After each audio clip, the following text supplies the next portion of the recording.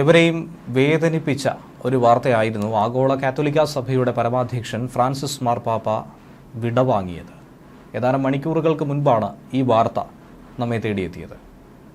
ഏറെ നാൾ രോഗത്തോട് പോരാടി ശക്തമായ മരണത്തെ അതിജീവിച്ചുകൊണ്ട് പലതവണ അദ്ദേഹം തിരിച്ചു ജീവിതത്തിലേക്ക് കയറി വന്നിരുന്നു. എന്നാൽ കഴിഞ്ഞ ദിവസം വത്തിക്കാനിലെ അദ്ദേഹത്തിൻ്റെ സ്വവസതിയിൽ വെച്ചായിരുന്നു അന്ത്യം സംഭവിച്ചത്. റോമൻ കാത്തോലിക്ക സഭയുടെ തന്നെ ആദ്യത്തെ ലാറ്റിൻ അമേരിക്കൻ അധ്യക്ഷൻ കൂടിയായിരുന്നു ഫ്രാൻസിസ് മാർപ്പാപ്പ. എന്നാൽ ഈ വാർത്ത പുറത്തു വന്നതിന് പിന്നാലെ ഏറ്റവും അധികം സമൂഹ മാധ്യമങ്ങളിലടക്കം ചർച്ച ചെയ്യപ്പെടുന്ന ഒരു വിഷയം, ഒന്ന്,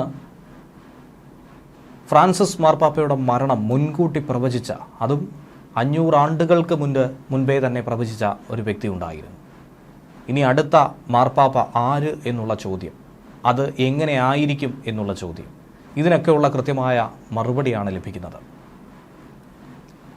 നോസ്ട്രഡാമസ് എന്ന പേര് ഇതിനു മുൻപ് പലതവണയായി നമ്മളേവരും കേട്ടിട്ടുള്ളതാണ്. പലതരത്തിലുള്ള ഭൂമുഖത്ത് സംഭവിക്കുന്ന പ്രവചനങ്ങൾ മുൻകൂട്ടി കണ്ട് അദ്ദേഹം കുറിച്ചു വച്ചിട്ടുണ്ടായിരുന്നു. അങ്ങനെ നോസ്ട്രഡാമസ് പറഞ്ഞിരിക്കുന്ന ഒരു പ്രവചനം അങ്ങനെ ഫലവത്തായിരിക്കുന്നു.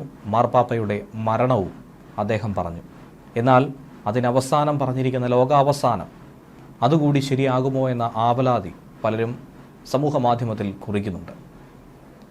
അങ്ങനെ 500 വർഷം മുമ്പ് തന്നെ ലോകത്ത് സംഭവിക്കുന്ന പലതരത്തിലുള്ള ദുരന്തങ്ങളും വ്യാധികളും പ്രകൃതി ദുരന്തങ്ങളുമൊക്കെ അദ്ദേഹം കൃത്യമായി പറഞ്ഞിരുന്നു. അത് പിൽക്കാലത്ത് ശരിയായി തന്നെ സംഭവിച്ചിരുന്നു. ഫ്രാൻസിസ് മാർപ്പാപ്പയുടെ ആരോഗ്യസ്ഥിതിയെക്കുറിച്ച് വളരെ വ്യക്തമായ പ്രവചനം നേരത്തെ തന്നെ നോസ്ട്രഡാമസ് നടത്തിയെന്ന വിവരമാണ് ഈ ഘട്ടത്തിൽ പുറത്തു വരുന്നത്. മാർപ്പാപ്പയുടെ ആരോഗ്യ സ്ഥിതി വളരെ മോശമാണെന്ന വാർത്ത നേരത്തെ പുറത്തു വന്നിരുന്നു. വത്തിക്കാൻ ഇങ്ങനെ ഒരു വാർത്ത പുറത്തുവിട്ടതിന് പിന്നാലെ തന്നെ നോസ്ട്രഡാമസിൻ്റെ പ്രവചനങ്ങൾ ഏറെ ചർച്ച ചെയ്യപ്പെട്ടു. ഇപ്പോൾ അദ്ദേഹത്തിൻ്റെ മരണമെത്തിയപ്പോഴും ഇക്കാര്യം ഓർത്തെടുത്ത് പറയുന്നു നെറ്റിസൺ.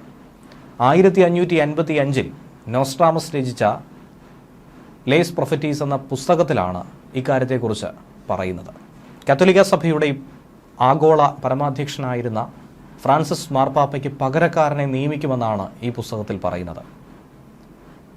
നിലവിലെ കാലഘട്ടത്തിൽ വളരെ പ്രായം ചെന്ന ഒരു മാർപ്പാപ്പ മരണപ്പെടാനുള്ള സാധ്യതകളുണ്ട് എന്നും നോസ്ട്രഡാമസ് പറയുന്നു. അങ്ങനെ തന്നെ ശരിയായി സംഭവിച്ചിരിക്കുന്നു. മാർപ്പാപ്പയുടെ വേർപാടിനെ തുടർന്ന് വളരെ പ്രായമുള്ള ഒരു റോമാക്കാരൻ പകരം മാർപ്പാപ്പയായി മാറുമെന്നാണ് നോസ്ട്രഡാമസ് തന്നെ അദ്ദേഹത്തിൻ്റെ പുസ്തകത്തിൽ പ്രവചിക്കുന്നത്. അങ്ങനെ വരുന്ന പകരക്കാരൻ ദീർഘകാലം പദവിയിൽ തുടരുമെന്നും പറയുന്നു. ഇദ്ദേഹം ഈ നടത്തിയിരിക്കുന്ന പ്രവചനങ്ങൾ പലരും പല രീതിയിൽ തന്നെയാണ് വ്യാഖ്യാനിക്കുന്നത്.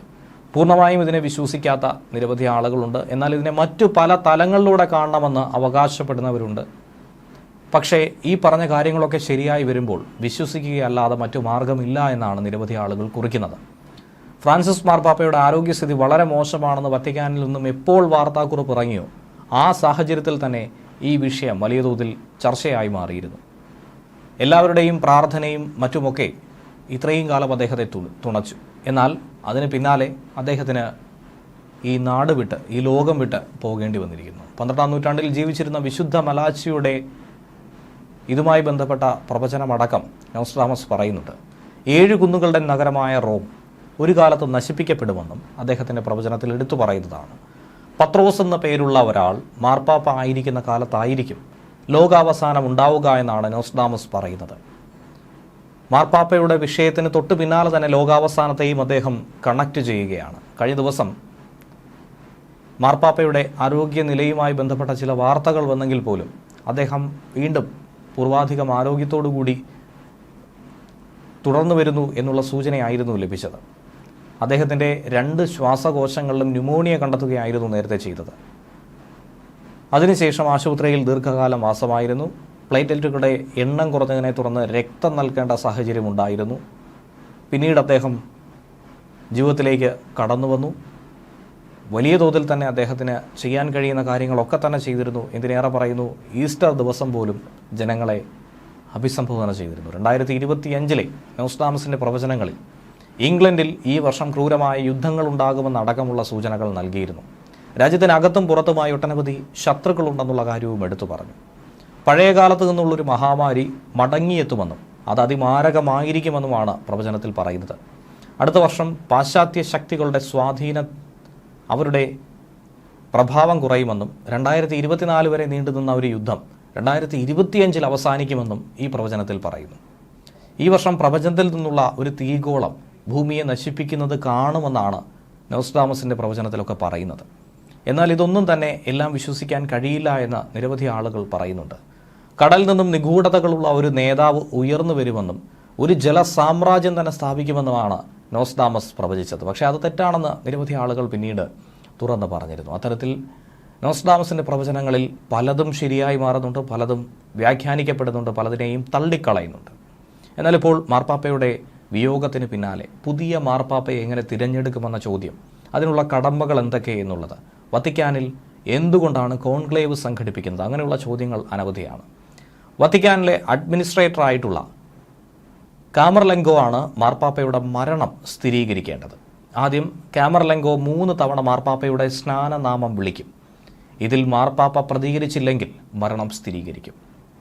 1963 മുൻപ് മരണം സ്ഥിരീകരിക്കുന്ന രീതി എന്ന് പറയുന്നത് വളരെ വ്യത്യസ്തമായിരുന്നു.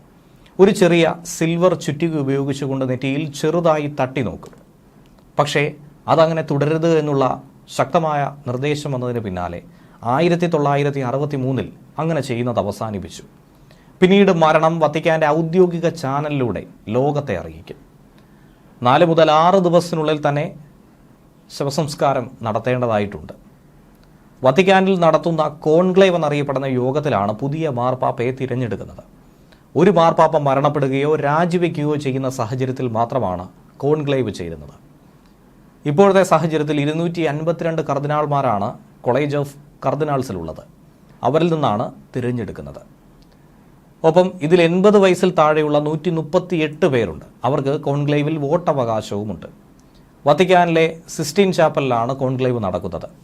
മാർപ്പാപ്പയുടെ മരണശേഷം ചാപ്പലിനുള്ളിലെത്തുന്ന ഇവർക്ക് പുറം ലോകവുമായി യാതൊരുവിധ ബന്ധവും ഉണ്ടാവില്ല. പുതിയ മാർപ്പാപ്പയെ തിരഞ്ഞെടുക്കുന്നതുവരെ മൊബൈൽ ഫോൺ പോലും ഉപയോഗിക്കാൻ പാടില്ല എന്നുള്ളതാണ് നിയമം. കോൺക്ലേവിൽ 1-ലധികം തവണ വോട്ട് ചെയ്യണം. മാർപ്പാപ്പ സ്ഥാനാർത്ഥികളിൽ ഒരാൾക്ക് 3/2 വോട്ട് കിട്ടുന്നതുവരെ ഈ പ്രക്രിയ ഇങ്ങനെ തന്നെ തുടരും. ഓരോ വോട്ടിങ്ങിന് ശേഷവും ബാലറ്റുകൾ കത്തിക്കും. മാർപ്പാപ്പയുടെ മരണശേഷം 15 മുതൽ 20 ദിവസത്തിനിടയിൽ കോൺക്ലേവ് ആരംഭിക്കണമെന്നാണ് പറയുന്നത്. അതീവ രഹസ്യമായൊരു പ്രക്രിയ. ചാപ്പലിൻ്റെ ചിമ്മിനിയിൽ നിന്നും ഉയരുന്ന പുകയുടെ നിറത്തോടെയാണ് മാർപ്പാപ്പയെ തിരഞ്ഞെടുത്തോ ഇല്ലയോ എന്നുള്ളത് പുറം ലോകത്തിന് പോലും അറിയിക്കുന്നത്. അത്തരത്തിലുള്ള ആചാരാനുഷ്ഠാനങ്ങളാണ് കാലാകാലങ്ങളായി തുടർന്നു പോരുന്നത്. കറുത്ത പുകയാണ് പുറത്തു വരുന്നെങ്കിൽ തിരഞ്ഞെടുത്തില്ല എന്നാണ് അർത്ഥം. എന്നാൽ വെളുത്ത പുകയാണെങ്കിൽ മാർപ്പാപ്പയെ തിരഞ്ഞെടുത്തു എന്നർത്ഥം. മാർപ്പാപ്പയാകാൻ സമ്മതമാണോ എന്ന് പുതുതായി തിരഞ്ഞെടുത്ത വ്യക്തിയോട് ചോദിക്കുകയും വേണം. സമ്മതമെന്ന് പറഞ്ഞാൽ മാത്രമേ മാർപ്പാപ്പയായി തിരഞ്ഞെടുക്കപ്പെടുന്ന വ്യക്തി പുതിയ പേര് സ്വീകരിച്ച് തുറന്ന മുതിർന്ന കർദിനാൾ ഡീക്കൻ സെന്റ് പീറ്റേഴ്സ് ബസിലിക്കയുടെ ബാൽക്കണിയിലെത്തി മാർപ്പാപ്പയെ പ്രഖ്യാപിക്കും. തൊട്ടുപിറകെ പുതിയ മാർപ്പാപ്പയെ ബാൽക്കണിയിൽ വന്ന് വിശ്വാസി സമൂഹത്തെ അനുഗ്രഹിക്കും. അതിനുശേഷം അവരോധിക്കും. ഇതുതന്നെയാണ് സാധാരണഗതിയിലുള്ള പ്രക്രിയ.